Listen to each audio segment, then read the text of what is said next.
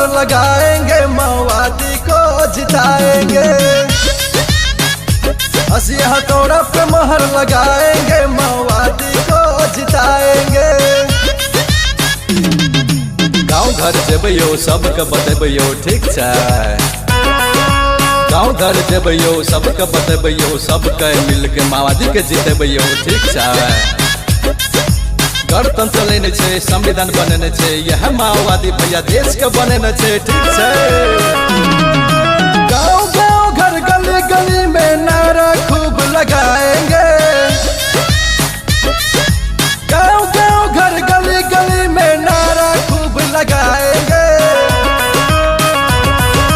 अब न धोखा खाएंगे, माओवादी को जिताएंगे।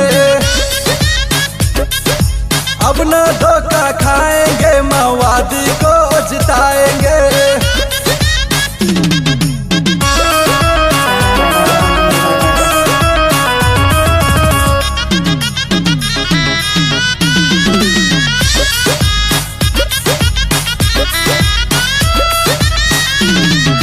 माओवादी केंद्र जिंदाबाद जिंदाबाद जिंदाबाद, माओवादी केंद्र जिंदाबाद जिंदाबाद जिंदाबाद।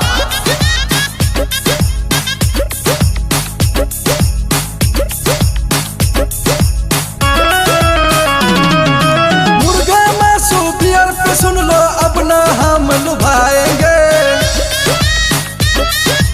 मुर्गा मासू बियर पे सुन लो, अब न हम लुभाएंगे।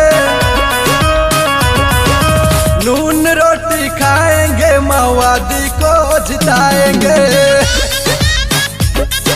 साग भात खाएंगे, माओवादी को जिताएंगे।